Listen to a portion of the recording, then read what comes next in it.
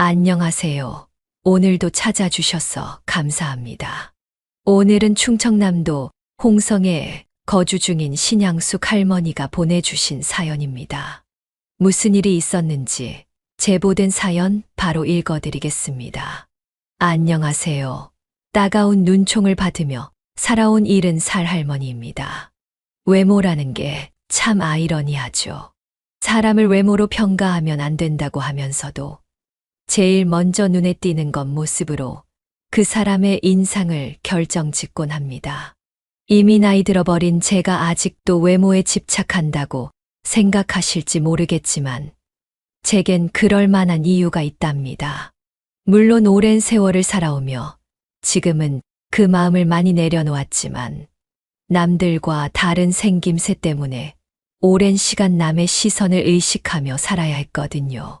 제 굴곡진 인생 이야기를 한번 들어보실래요?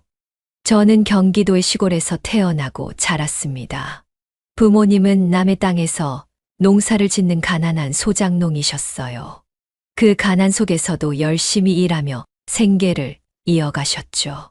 매일같이 논으로 나가시던 부모님 대신 저와 오빠는 어릴 적부터 부엌일을 배우며 생활했습니다. 가난했지만 나름대로 평범한 삶을 살던 10살 무렵 제 인생을 뒤집어 놓은 커다란 사건이 발생했습니다. 어느 날 제가 가마솥에서 펄펄 끓는 물을 퍼올리다가 무게 중심을 잃고 그만 뜨거운 물을 제 얼굴에 엎어버리고 말았어요. 당시 시골에는 병원이 없었고 오빠가 급히 논에 계신 부모님에게 달려갔지만 부모님도 어찌할 바를 몰라 발만 동동 구르셨죠. 그 후로 저는 왼쪽 얼굴과 팔에 큰 화상 흉터를 얻게 되었습니다. 그 흉터는 제 인생을 영원히 바꿔 놓았어요. 국민학교에 다니면서 아이들은 저를 괴물이라고 놀리며 기피했고 짝꿍이 되기라도 하면 선생님께 울며 짝을 바꿔 달라고 떼를 쓰곤 했습니다. 집에서도 상황은 다르지 않았어요. 엄마는 제 얼굴을 보며 매일 밤 눈물을 흘리셨고 아버지는 저를 볼 때마다 한숨을 쉬셨습니다. 잘못한 것이 없는데도 저는 부모님의 그런 모습을 볼 때마다 스스로 기가 죽어 점점 더 말없이 지내게 되었죠. 시간이 흘러 오빠는 옆 동네 이장님의 딸과 결혼한 뒤 도시로 떠났습니다. 하지만 저는 혼기를 한참 넘긴 후에도 결혼을 하지 못했어요. 동네 어른들이 아무리 주선을 해도 상대 쪽 집에서 제 얼굴을 보고는 늘 퇴짜를 놓았기 때문입니다. 그렇게 25살이 되면서 저는 노처녀로 남았고 부모님은 그런 저를 보며 한숨을 숨기지 못하셨습니다. 그럴 때마다 저는 죄책감에 고개를 푹 숙이고 눈치를 보며 지냈죠. 그러던 어느 날 아버지께서 화난 표정으로 말씀하시더군요. 향수가 드디어 네 혼처가 정해졌다. 그 말을 들은 엄마도 놀라며 물으셨죠. 누군데요? 어디 사는 사람이에요? 상대는 도시에 사는 동네 어르신의 먼 친척이라고 했습니다. 나이는 29살의 노총각. 엄마는 조금 어두운 표정으로 물으셨습니다. 도시에 사는 멀쩡한 총각이 왜 그 나이 되도록 결혼을 못했대요? 무슨 문제가 있는 거 아니에요? 아버지는 망설이며 말씀하셨죠. 손가락이 하나 없대. 젊은 시절에 공장에서 일하다가 다쳤다더구나. 그래도 그거 말곤 사람도 좋고 성품도 괜찮다고 해. 아버지는 좀 논팽이라지만 어머니는 성실하다고 하더라고. 그러면서 아버지는 덧붙였습니다. 우리가 소 한 마리 팔아서 얹어주기로 했어. 손가락 하나 없는 노총각에게 시집가기 위해 소 한 마리를 얹어 주어야 했던 나이 많은 여자. 그게 바로 저였습니다. 저는 얼굴이 화끈하게 달아올랐습니다. 수치스럽고 속상한 마음이 컸지만 드디어 저를 시집 보낼 수 있다는 생각에 들떠 계신 부모님께 결혼하기 싫다 하는 말을 차마 할 수 없었어요. 그렇게 저는 결혼을 하게 되었습니다. 결혼 전날 어머니는 제 손을 붙들고 참 많이 우셨어요. 향수가 가서 잘 살아야 한다. 어른들이나 남편이 뭐라 하든 그저 네 하고 순종해야 돼. 남자는 다 똑같단다. 처음엔 낯설고 힘들겠지만 살다 보면 정이 들게 마련이야. 우리 예쁜 향수기, 엄마가 참 미안하구나. 네 얼굴을 지켜주지 못하고 어릴 때부터 부엌일 시킨 못난 엄마를 용서하지 말아라. 어머니의 눈물에 저도 마음이 무거웠습니다. 하지만 전 결혼식을 올리지도 않고 그저 짐을 싸서 시댁으로 들어가는 것으로 결혼 생활을 시작했어요. 나중에 들으니 시부께서 결혼식을 생략하자고 하셨다더군요. 며느리 얼굴이 이래서 결혼식을 동네에 알리기엔 부끄럽다고 말이죠. 여보, 그만해요.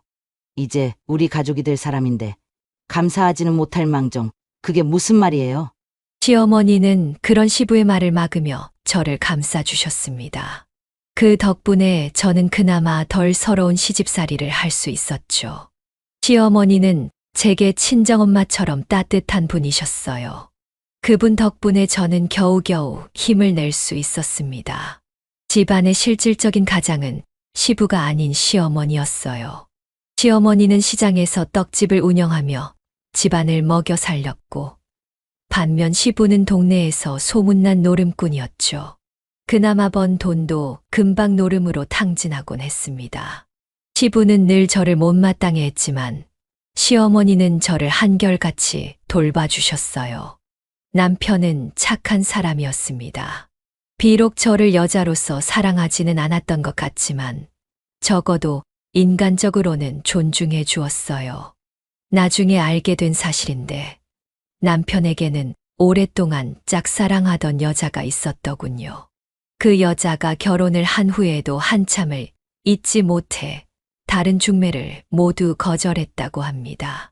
그러다 저처럼 신체적 결함이 있는 사람이라면 자신과 비슷하다는 동정심이 생겨 결혼을 결심하게 되었다고 하더군요. 그 이야기를 듣고 참 비참한 기분이 들었습니다. 남편이 저와 결혼한 이유가 동정심 때문이라니. 그럼에도 불구하고 우리의 결혼 생활은 비교적 안정적이었습니다. 남편은 공장 생산직으로 일하며 성실한 가장이었고, 저는 결혼 1년 후 아들을 낳았습니다.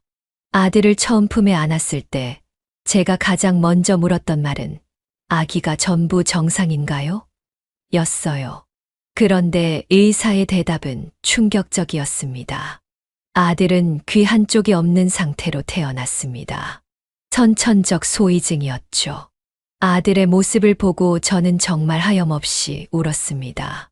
모든 게 다 제 탓인 것만 같았어요.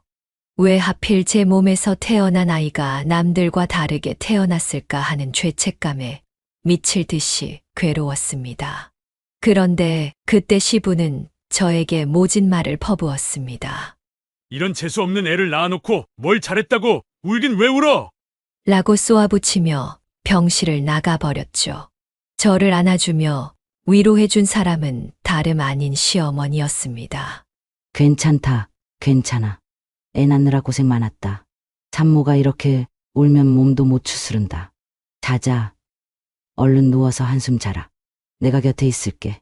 시어머니의 따뜻한 위로에 저는 겨우 마음을 다잡을 수 있었습니다. 늦게 병원으로 온 남편도 아기에 대한 말은 꺼내지 않고 저를 꼭 안아주며 수고했어. 라고 말해 주었어요. 저는 남편에게 연신 미안하다고 사과했지만 남편은 그럴 필요 없다며 저를 다독여 주었습니다. 그 시기에 남편은 저에게 참으로 큰 힘이 되어 주었어요. 특히나 그가 저를 향해 보였던 따뜻한 눈빛과 위로의 말 한마디 한마디가 제게는 큰 위안이 되었습니다. 그렇게 서로에게 기대어 지내던 중 이듬해 시부께서 갑작스럽게 돌아가셨습니다. 시부께서는 평소 술과 노름에 빠져 집에 잘 들어오지 않으시던 터라 그날도 무심코 그냥 술에 취해 늦게 들어오시겠거니 생각했죠. 그런데 경찰로부터 한밤중에 연락이 왔습니다. 시부께서 한 골목에서 쓰러진 채 돌아가셨다는 소식이었어요. 부검까지 진행했지만 시부의 사인은 만성 알코올 중독에 의한 심장마비였다는 결과가 나왔습니다. 그 소식을 듣고 남편도 복잡한 심정으로 멍하니 있더군요. 노름에 빠져 늘 집안을 어지럽혔던 시부였지만 그래도 가족이었으니 허무한 죽음을 받아들이기란 쉽지 않았죠. 그렇게 시부의 장례를 치른 후 우리 집안은 조금씩 안정을 찾아가려고 노력했습니다. 그리고 1년 뒤 저는 딸을 순산했습니다. 딸은 아프지 않고 건강하게 태어나 주었어요.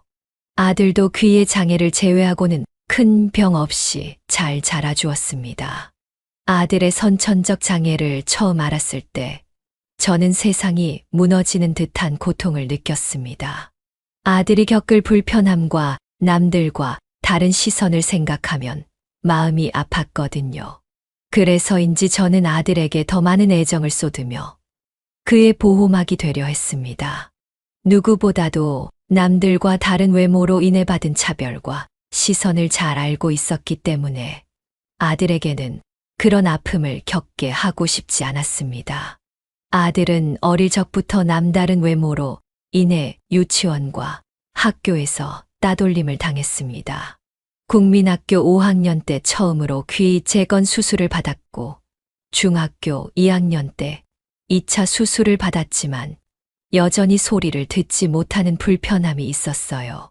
외형은 조금 나아졌지만 이미 소심해진 성격은 고쳐지지 않았습니다.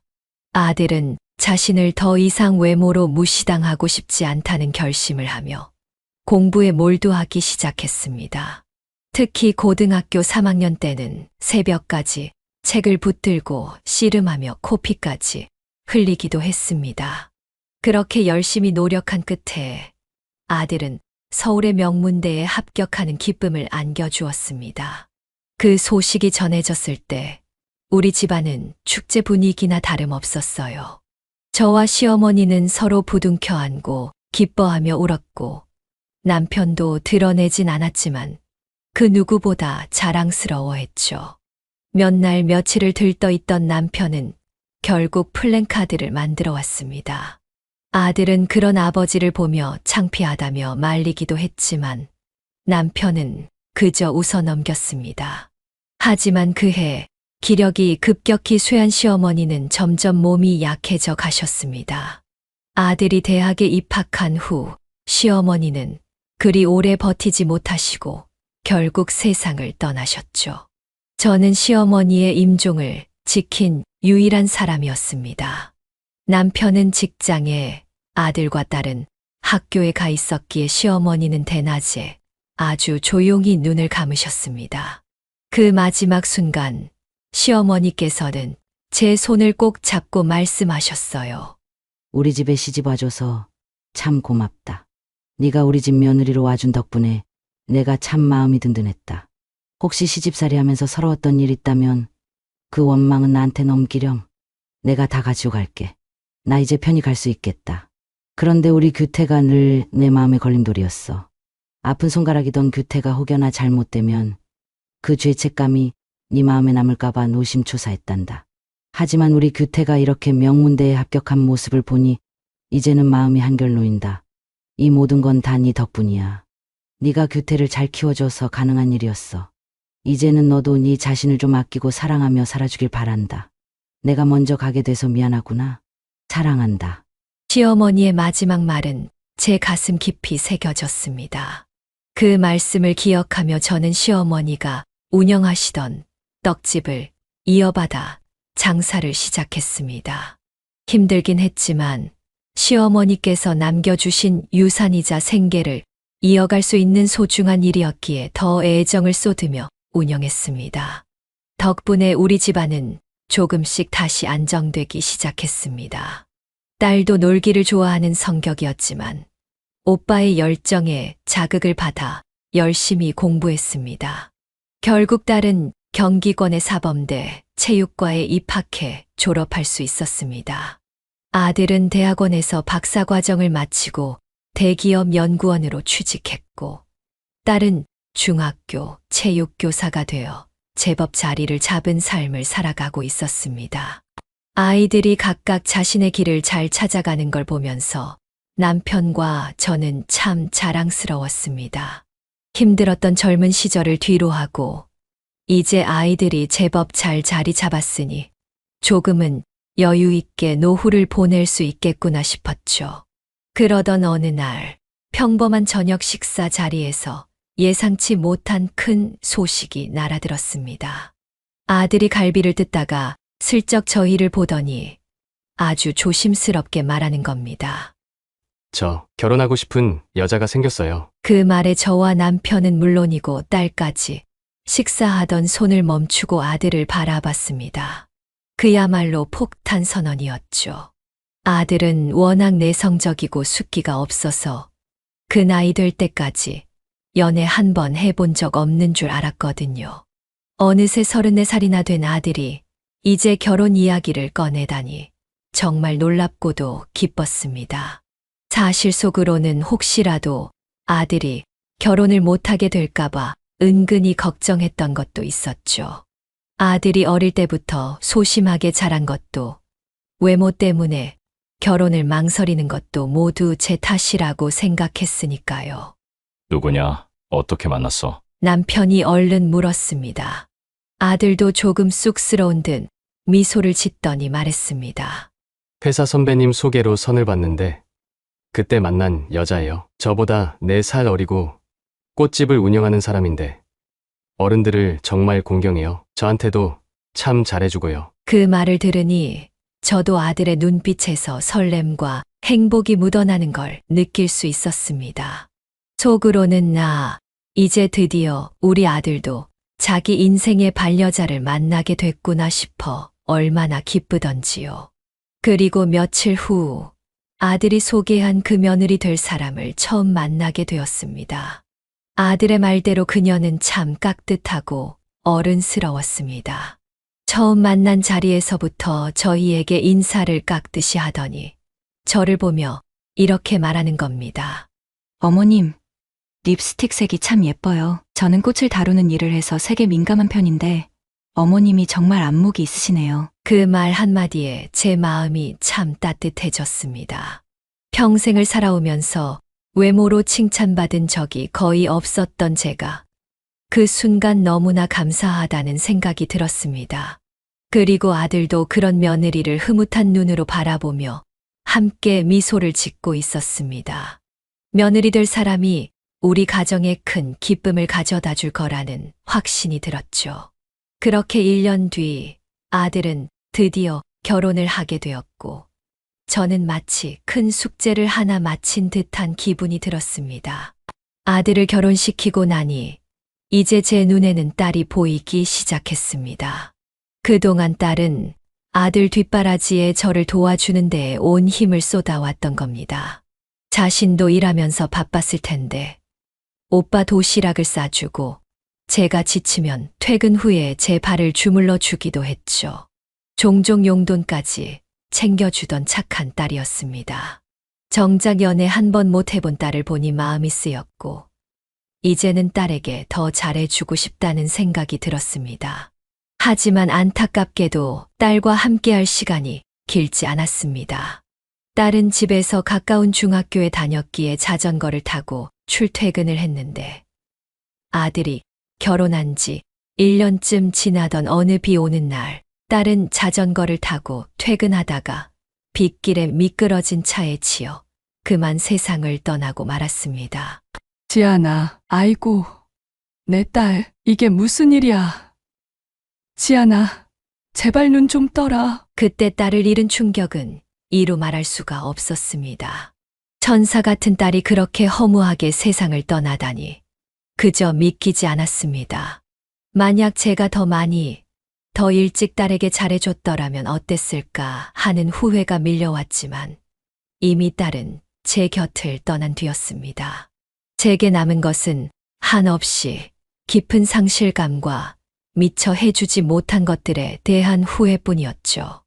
딸이 떠난 후 장례식장에서 있었던 한 장면이 떠오릅니다. 딸의 빈소에서 잠시 화장실을 다녀오던 길에 빈소 바깥 대기 의자에 앉아 있던 두 사람의 뒷모습이 보였습니다. 바로 며느리와 사돈이었죠. 다가가서 안부를 물으려던 찰나 들려오는 충격적인 사돈의 말에 저는 그 자리에 굳어버렸습니다. 자식 둘 중 하나가 비명에 가버렸으니 유산은 다 너한테 오겠지? 조용히 해. 여긴 장례식장이야. 그리고 시부모님 두 분 다 멀쩡히 살아계신데 무슨 유산 타령이야?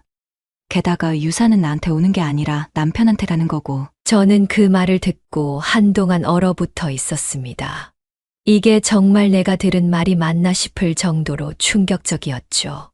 사돈은 먼저 빈소로 들어갔고 며느리도 힘겹게 몸을 일으켜 따라가려는 순간 저는 며느리를 불러 세웠습니다. 전화야, 잠깐 나 좀 보자. 어머, 깜짝이야. 어머님, 언제부터 거기 계셨어요? 방금 네 아버님께서 하신 말 무슨 뜻인지 설명해 줄래? 비명에 간 자식, 유산? 제 목소리는 떨리고 있었고 몸도 부들부들 떨렸습니다. 그 말을 들은 남편과 아들 그리고 다른 가족들도 무슨 일인가 싶어 빈소 밖으로 나왔습니다. 제가 들은 이야기를 전하자 아들은 싸늘한 표정으로 사돈을 노려보았습니다. 사돈은 우리 눈치를 보더니 고개를 푹 숙이고 사과했습니다.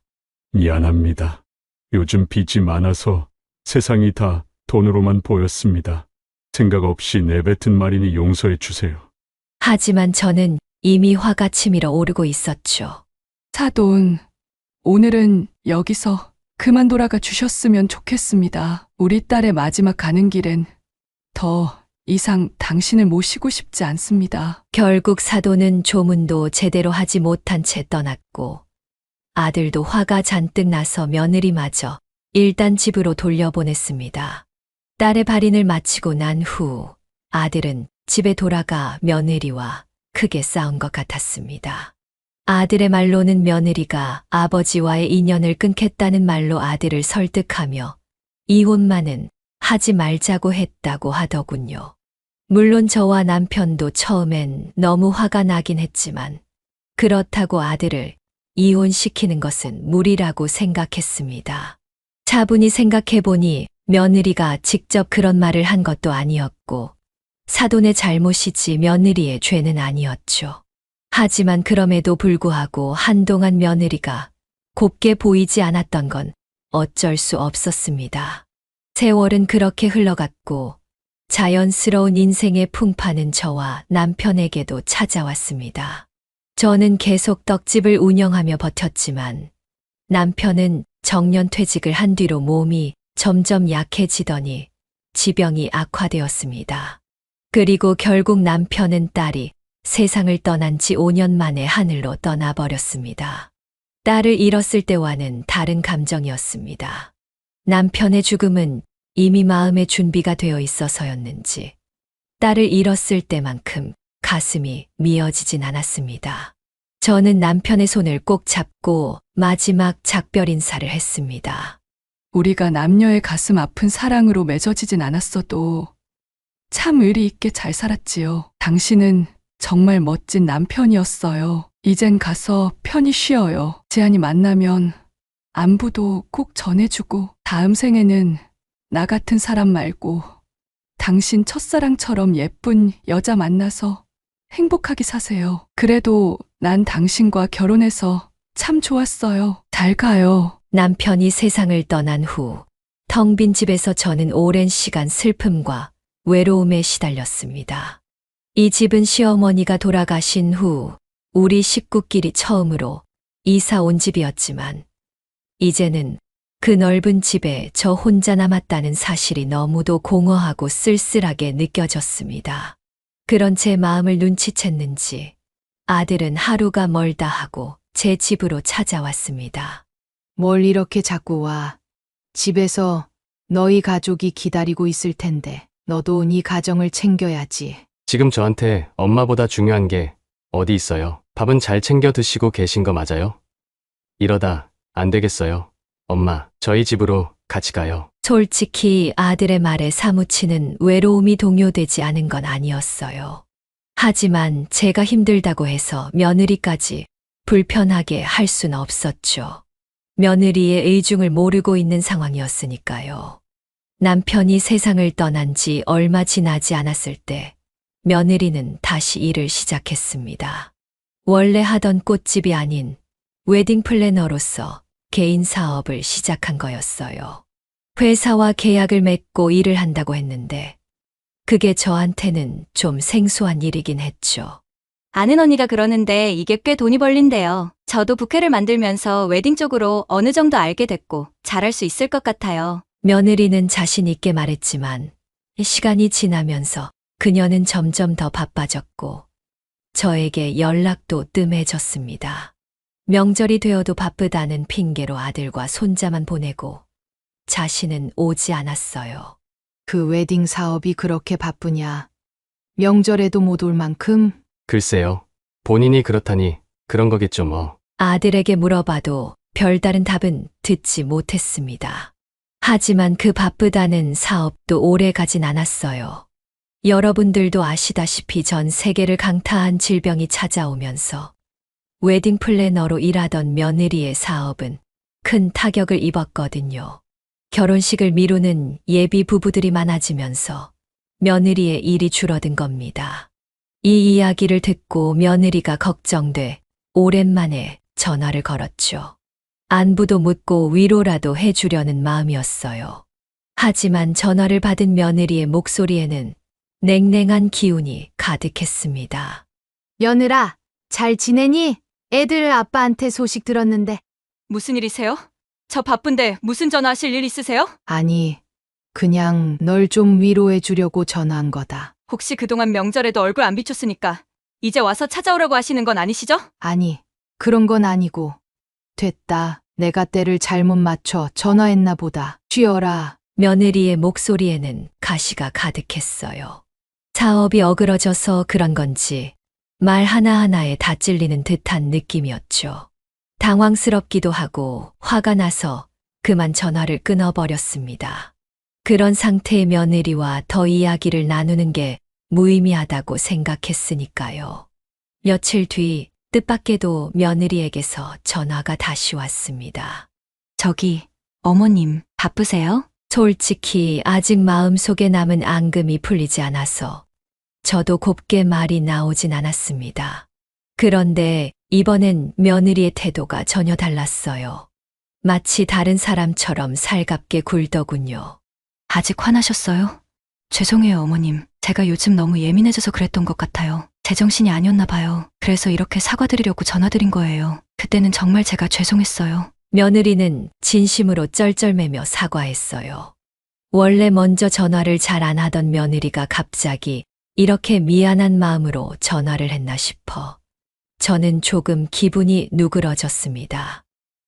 됐어. 돈이 걸리면 부처도 아수라가 된다고 하더라. 그래도 어른한테 그렇게 무례하게 굴면 안 되는 거야. 2번 다시 그러지 말거라. 그리고는 며느리에게 말했습니다. 사업이 힘들다면서 너무 기죽지 마라. 사업이란 게 늘 잘 되기만 할 수는 없는 거야. 나 봐라. 그렇게 오래 해온 가게도 결국 정리하지 않았니? 그러니까 힘내렴. 그러자 며느리가 조심스럽게 말을 꺼냈습니다. 저 그래서 그러는데 어머님, 혹시 가게 정리하시고 남은 여유 자금 저 좀 빌려주실 수 있을까요? 부동산에 알아보니까 가게 팔고 1억 조금 넘게 받으셨다고 들었거든요. 게다가 아버님 유산까지 합치면 한 2억 정도 될 것 같은데. 며느리가 이렇게 구체적으로 알고 있는 걸 보고 당황했습니다. 갑자기 돈이 왜 필요한데? 아는 언니가 진짜 좋은 투자처를 알려줬어요. 기회는 이런 거라면서요. 투자. 그거 위험한 거 아니야? 아범도 알고 있는 이야기니? 그럼요, 어머님. 저 이번 한 번만 도와주시면 앞으로 정말 효도할게요. 저희 집 처분하고 어머님 집으로 들어가서 같이 살면서 어머님 모시고 살게요. 어머님도 혼자 외롭고 적적하시잖아요? 저희 집 팔리면 그때 어머님께 돈을 갚을게요. 2억 그대로요. 솔직히 그 말에 마음이 흔들렸습니다. 혼자 있는 시간이 외롭고 적적했던 것도 사실이었으니까요. 며느리가 함께 살자고 하니 그게 참 달콤하게 들렸습니다. 혼자 심심해서 남편 사진을 보고 2시간을 떠들었던 적도 있을 정도였죠. 상상했습니다. 손자들과 함께 아들과 며느리를 기다리며 저녁상을 차리는 제 모습이 머릿속에 그려졌어요. 결국 며느리에게 알겠다고 대답하고 말았습니다.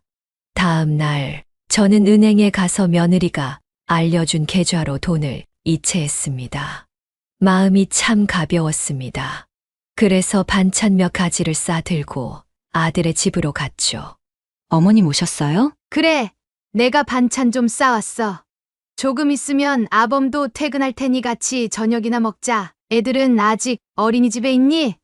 통장은 봤어? 내가 아까 은행 가서 이체했어. 내가 네가 좋아하는 꼬막 무침도 싸왔으니 간이 맞는지 꼭 말해주렴. 앞으로 같이 살 테니 네 입맛도 알아둬야지. 웃으며 반찬을 풀고 있는데 며느리가 한마디 던졌습니다. 그 말에 저는 그 자리에서 얼어붙고 말았어요. 알았어요, 어머님. 정말 감사해요. 잘 쓸게요. 그런데 어머님, 같이 살자는 건 설마 어제 제가 한 말을 다 믿으신 거예요? 너무 순진하시다, 어머님. 그건 그냥 뻥이었어요. 농담이었어요. 그 말에 당황스러웠습니다. 제가 방금 무슨 말을 들었는지 도저히 이해할 수가 없었죠. 뒤를 돌아보니 며느리가 황당한 표정으로 저를 바라보며 싱긋 웃더니 이렇게 말하더군요. 어머님, 저희 어차피 여기 학군도 나쁘지 않아서 애들이 어느 정도 클 때까지는 이 집에서 살 거예요. 게다가 방도 3개뿐이라 어머니를 모시고 살기엔 좀 여의치 않아요. 전부 거짓말은 아니고요. 딱 애들 고등학교 졸업할 때까지만요. 그때까지만 기다려주시면 그때 집 팔아서 빌려주신 2억도 전부 갚을게요. 그리고 어머님, 너무 자주 저희 집에 오지 마세요. 애들 친구 엄마들이 어머님 얼굴 보고 수군거린다고요. 아파트 단지 여자들도 마찬가지고요. 설마 우리 애들 창피하게 만들고 싶으신 건 아니죠? 그 말을 듣고 얼굴이 화끈거렸습니다. 신나서 기대하던 제 자신이 너무 한심스럽게 느껴졌어요. 왜 미리 의심하지 못했을까요? 찬바람이 쌩쌩 불던 며느리가 며칠 만에 전화해서 돈을 빌려달라고 했을 때부터 뭔가 이상했을 텐데 그저 바보같이 로망에 빠진 노인처럼 행동한 제 자신이 부끄러웠죠. 그렇게 멍하니 자리에서 어쩔 줄 몰라 하고 있는데 현관에서 큰 소리가 들렸습니다. 당신 지금 뭐라고 했어? 아들이 잔뜩 화가 난 얼굴로 성큼성큼 집 안으로 들어왔습니다. 아들과 눈이 마주쳤는데 그 순간 저는 정말 쥐구멍이라도 있으면 숨고 싶었어요. 며느리는 굉장히 당황한 표정으로 아들을 똑바로 보지 못하고 말했습니다. 여보, 왜 이렇게 빨리 왔어? 몸이 좀 안 좋아서 반차 내고 왔는데 내가 지금 뭘 들은 거야? 문선아, 너 미쳤냐? 지금 누구 앞에서 무슨 소리를 한 거야? 그리고 2억은 또 무슨 소리야? 엄마, 이 사람한테 돈 줬어? 전날 며느리가 했던 말과는 전혀 달리 아들은 며느리가 저에게 돈을 빌린 사실을 전혀 모르고 있었던 눈치였습니다. 저는 며느리와 아들을 번갈아 바라보다가 며느리가 전날 전화해서 저에게 했던 말과 오늘 며느리에게 돈을 보낸 일, 그리고 며느리가 저를 기만한 모든 사실을 아들에게 이야기했습니다. 아들은 마치 불이라도 뿜어져 나올 것 같은 눈으로 며느리를 쳐다보더군요. 됐다. 됐으니까 내 돈이나 돌려다오. 난 그 돈이나 돌려받고 이제 너 안 불란다. 내가 괜히 늙어서 주책 부린 거야. 하지만 어머마, 너 이거 알아둬라. 사람이 혀를 잘 놀려야지.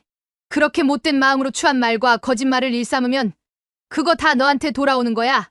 알겠어? 저는 그렇게 말하며 보자기를 싸들고 가려는데 아들이 제 손목을 잡으며 말했습니다. 같이 가요, 엄마. 그리고 당신, 우리 예전에 했던 약속 기억하지? 난 더 이상 당신하고 못 살겠어. 그만 이혼해. 아들이 며느리의 손을 치워내고 제 손을 잡고는 집을 나왔습니다. 그 후 저희 집으로 돌아와 아들과 이야기를 나누는데 아들의 이야기를 듣고 속에서 천불이 나더군요. 엄마, 살다 보니까 그 사람이 낭비벽이 너무 심하더라고요. 뭔가 이상하긴 했는데 그 사람을 소개해준 직장 선배 있잖아요. 그 선배가 어느 날 울면서 저한테 그러더라고요. 자기 와이프가 화류계에서 오랫동안 일했던 사람이라는 걸 나중에 알게 됐다고요. 그런데 그 선배 와이프가 저에게 애들, 엄마를 소개해줬던 사람이거든요. 아들이 자세한 내막을 이야기해 주었습니다. 알고 보니 며느리는 처음부터 신분 세탁을 목적으로 화류계에서 모은 돈으로 꽃집을 차리고 결혼할 남자를 물색했던 거였더군요. 애들 엄마는 처음부터 아들에 대해 다 알아보고 접근했다고 하더라고요. 애들 엄마는 미안하다며 아들 앞에서 싹싹 빌었지만 이미 애가 둘이나 있는 상황에서 어쩔 수 없었다더군요. 그날 이후 아들 내외는 아이들 부모로서만 대면대면하게 살았답니다. 2번 다시 그쪽 사람들과는 만나지 않겠다는 약속을 받으면서요. 하지만 뒤로는 사돈 쪽에게 몰래 돈을 보내주고 있었더군요. 알고 보니 바깥 사돈은 도박 중독의 사람까지 때려서 전과가 있던 사람이었어요. 한 번은 술에 취해 식당에서 행패를 부리다가 물건을 파손하고 사람들에게 피해를 주면서 합의금이 필요했던 적도 있었더라고요. 그때 바깥 사돈이 아들 돈을 몰래 가져다 쓰려고 하다가 아들에게 딱 걸린 겁니다. 바깥 사돈이 마지막이라며 빌길래 그때 눈 딱 감고 한 번 봐줬고 대신 아들 돈으로 빌려주면서 차용증을 썼답니다. 사실 지안이 장례식 때 있었던 일로 바깥 사돈에게 괘씸해서 그냥 줄 수는 없었다더군요. 아들이 그렇게 심드렁하게 며느리에 대해 이야기한 이유가 이제야 이해가 됐어요. 그 웨딩 사업도 화류계에서 일하던 사람들과 함께 뛰어들었던 거였더군요. 아들은 길게 이야기해 준 뒤 한숨을 고르고 말하더군요. 그 사실만으로도 열이 받았는데 얼마 전에 그 사람이 전화로 우리 집안을 욕하는 걸 들었어요. 그때는 꼭지가 돌아 뒤집어 엎으려다가 둘째가 독감에 걸려 크게 아팠던 터라 그냥 참고 넘어갔었어요. 이미 그때부터 마음이 떴던 거죠. 그런데 그 사이를 못 참고 엄마한테까지 그 지랄을 떨고 있었을 줄은 몰랐어요. 정말 죄송해요, 엄마. 제가 결혼을 잘못해서 엄마한테까지 피해가 가게 되었어요. 아들이 두 손으로 얼굴을 감싸며 고개를 푹 숙이더군요. 아들을 황급히 안아주면서 저는 눈물을 흘렸습니다. 혼자서 이 모든 걸 감내하고 있었을 아들이 너무 가여웠어요. 그걸 왜 혼자 견디고 있었어? 이 미련한 놈아, 고생했어. 정말 고생했어. 아들은 결국 눈물을 터뜨렸습니다. 자기 자신이 한심하다며 자책하더군요. 그런데도 아들의 휴대폰이 쉴 새 없이 진동을 울렸습니다. 처음에는 무시하더니 결국 아들은 한숨을 쉬며 전화를 받았습니다. 왜? 여보, 내가 미안해. 잘못했어. 여보, 애들도 아직 어린데 애들한테 엄마가 없으면 안 되잖아. 당신 그래서 여태까지 잘 참아준 거잖아. 이번이 정말 마지막이야. 아는 언니가 이번에 정말 좋은 투자 기회가 있다고 해서 나 사업도 잘 안 되고 해서 정말 마지막으로 잘해보려 했어. 우리 가족을 위해서 그거 안 할게. 2번 다시 그쪽 사람들 안 만날게. 이번이 정말 마지막이야. 한 번만 용서해줘, 제발. 그 말을 듣고 아들은 피곤한 얼굴로 짧게 대답했습니다. 그럼 우선 우리 엄마 통장으로 돈을 돌려놔. 그럼 내가 생각해 볼게. 그리고 아들은 전화를 뚝 끊어버렸습니다. 아들은 몹시 지쳐 보였습니다. 저는 아들에게 묻고 싶은 것이 산더미였지만 아들이 몸이 좋지 않아서 반차까지 썼다고 하니 더 이상 묻지 않고 쉬게 두기로 했습니다. 다음 날 아들은 회사에 연차를 냈고 아침에 잠시 외출을 했다가 돌아왔습니다. 그 사이에 제 통장에는 며느리에게 보냈던 2억 원이 고스란히 다시 입금되었더군요. 불행 중 다행이라 생각했습니다. 그날 오후 초인종이 울려 나가보니 며느리가 울상을 하고 서 있었습니다. 문을 열자마자 며느리는 저와 아들 앞에 무릎을 꿇더니 눈물에 젖은 목소리로 말했습니다.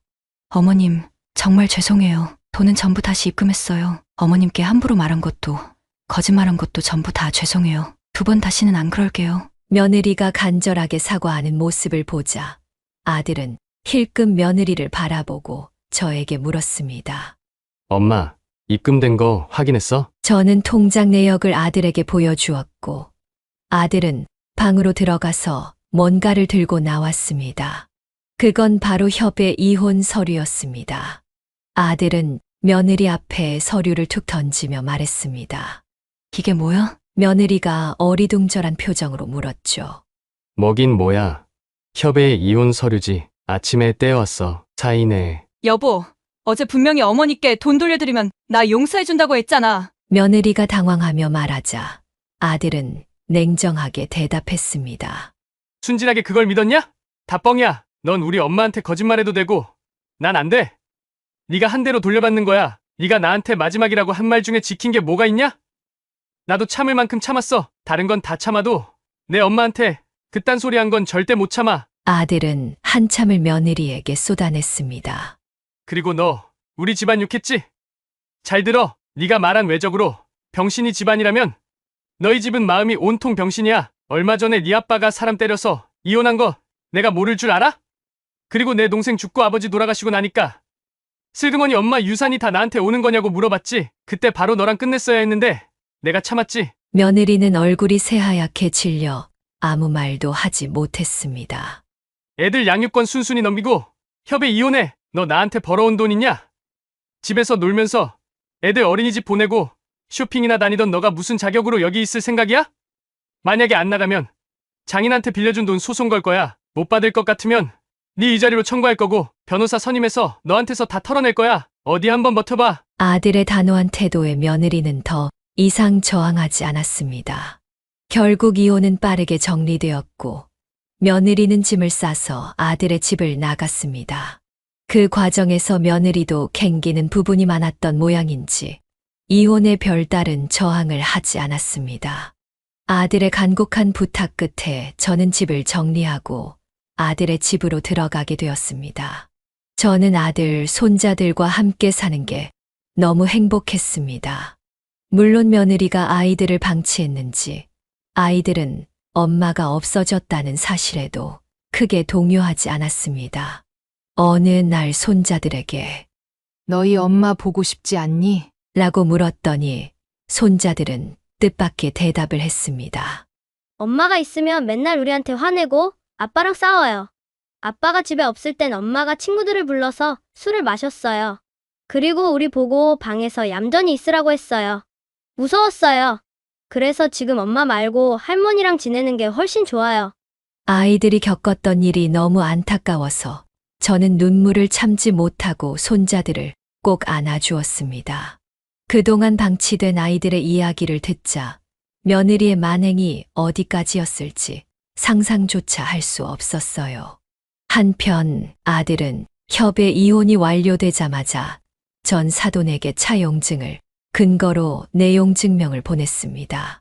그리고 며느리와 전 사돈을 상대로 각각 민사소송을 제기했죠. 아들은 며느리의 부탁으로 전 사돈에게 돈을 빌려준 상황이니 그 돈을 받지 못하면 위자료라도 받아내겠다는 생각이었어요. 얼마 지나지 않아 전 며느리에게서 원망 섞인 전화가 걸려왔습니다. 당신 어떻게 이럴 수가 있어? 소송 안 걸겠다는 조건으로 내가 협의 이혼해 준 거잖아. 아들은 차분하게 대답했습니다. 그럼 언제 갚을 건데? 생각해보니 내가 이대로는 돈을 못 받을 것 같아서 소송을 건 거야. 천천히 갚더라도 내 돈은 떼어먹지 못할 거야. 우리 엄마한테 막말한 걸 생각해. 엄마를 순진하다더니 너도 참 순진하네. 다시는 사적으로 연락하지 마. 그리고 아들은 며느리의 번호를 차단해 버렸습니다. 얼마 뒤 며느리는 저에게 전화를 걸어와 울먹이며 사정하기 시작했습니다. 어머님, 제가 정말 잘못했어요. 제발 애들 아빠한테 말 좀 잘해주세요. 애들 아빠가 어머님 말씀이라면 껌뻑 죽잖아요. 그 사람 눈이 뒤집혔어요. 제발 진정 좀 시켜주세요. 제가 돈 꼭 갚을게요. 진심으로 뉘우치고 있어요. 하지만 저는 이미 며느리에게 속지 않기로 마음먹었습니다. 게다가 이혼 이후 손자들로부터 들은 이야기를 생각하니 오히려 더 화가 났습니다. 뉘우치려거든 내 아들 돈 갚고 네가 알아서 뉘우치든지 말든지 해. 네가 이제 간이 쓸개라고 해도 난 너는 믿지 못하겠다. 얼굴만 예쁘면 뭐하니? 마음이 다 찌그러졌는데. 내 아들 피 말린 것만 생각하면 내가 찾아가서 머리끄댕이를 잡고 싶을 정도다. 조금이라도 염치가 있으면 손자들 눈앞에 나타나지도 마라. 애들이 엄마가 없어지니 좋다고 하는데 네가 얼마나 나쁜 짓을 한 건지 알아? 저는 전화를 끊어버렸습니다. 이후로는 2번 다시 전 며느리의 목소리를 들을 일이 없었죠. 아들이 이혼한 지도 벌써 2년이 지났네요. 큰 손자는 올해 초등학교에 입학했어요. 사실 저는 손자들이 혹여나 저를 창피해 할까봐 입학식에 가지 않으려 했어요. 그런데 아침부터 손자가 제게 왔어. 할머니가 안 가면 나도 안 갈 거야. 라며 떼를 쓰고 울더라고요. 어쩔 수 없이 고개를 푹 숙이고 입학식에 참석했죠. 그런데 입학식이 끝나고 나서 손자가 제 귀에 대고 이렇게 말하는 겁니다. 할머니 봐봐요. 나만 할머니랑 왔어요.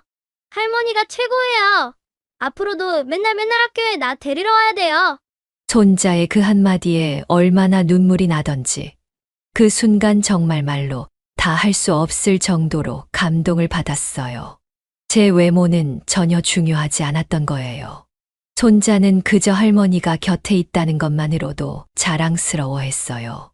그 모습을 지켜보던 아들도 괜히 코끝이 찡했는지 코를 훌쩍거리더군요.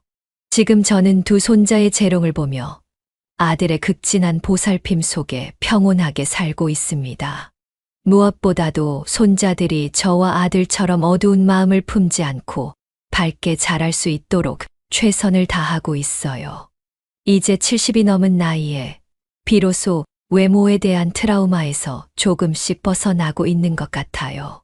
세상엔 외면보다 내면이 훨씬 추악하고 무서운 사람들이 많다는 걸 이제서야 깨달았거든요. 혹시라도 저처럼 외모로 인해 상처받은 분들이 계시다면 저보다는 더 빨리 자신만의 행복을 찾으셨으면 좋겠어요. 여러분도 남들과 다르지 않은 아름답고 소중한 존재라는 걸 잊지 않길 바랍니다. 이상 조금 특별한 할머니의 긴 한풀이였습니다. 제 이야기를 들어주셔서 감사합니다. 여러분 모두 행복하세요. 여기까지가 신양숙 할머니의 사연인데요. 여러분은 어떻게 들으셨나요? 이 사연은 신양숙 할머니가 보내주신 사연으로 사연자님의 입장에서 작성되어서 신양숙 할머니님께 유리하게 작성되었을 수도 있습니다. 같이 댓글로 의견 나누어 보았으면 합니다. 신양숙 할머니의 사연 영상이 주는 교훈이 유익하시다면 좋아요와 구독, 그리고 다른 지인에게 공유 부탁드리며 저는 그럼 다음 사연에서 뵙겠습니다.